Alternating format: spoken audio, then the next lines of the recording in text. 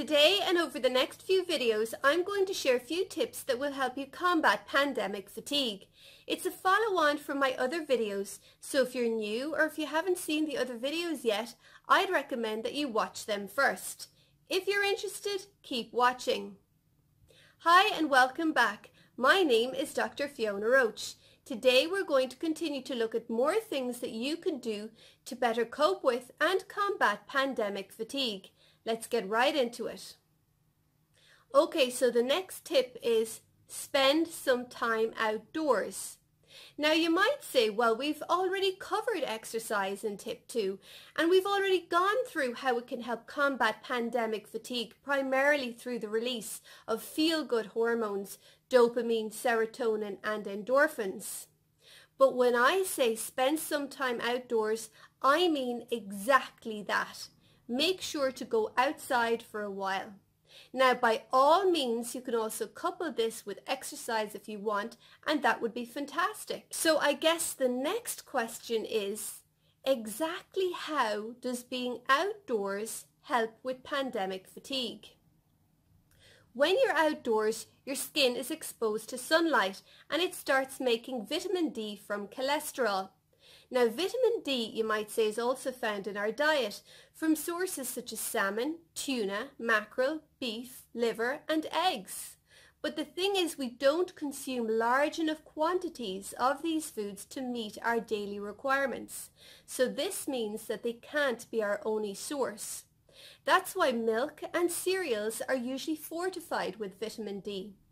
And it's also why our body, clever as it is, manufactures its own vitamin D from cholesterol when our skin is exposed to sunlight. It's no surprise then that vitamin D is also called the sunshine vitamin. Vitamin D has many functions in the body, and the most recognized function has to be its regulation of the minerals calcium and phosphate, and therefore the vital role it plays in bone strength and muscle cell signaling.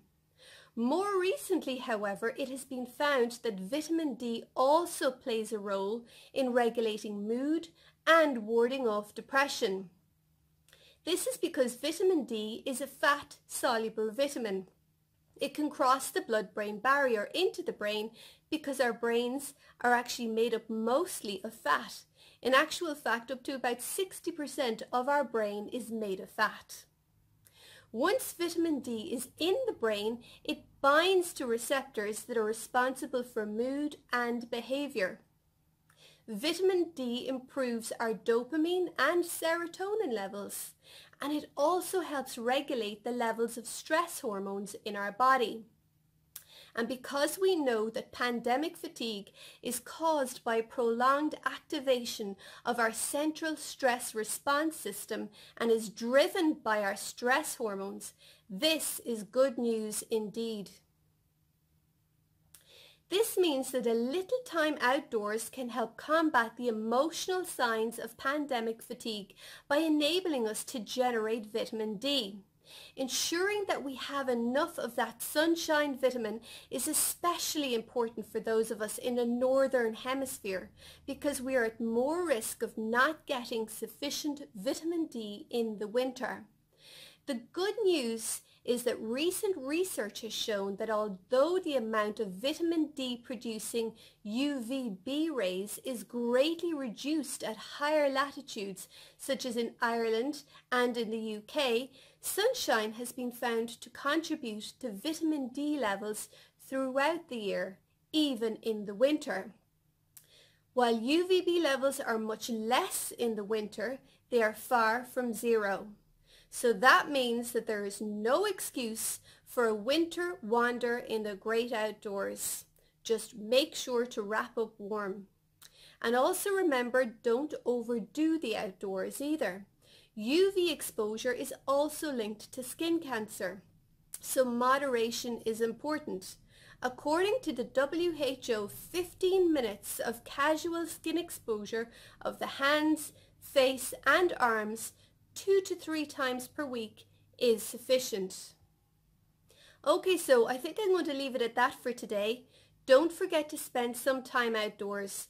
Combine this with some daily exercise, healthy eating and some good sleep and you're on to a winner.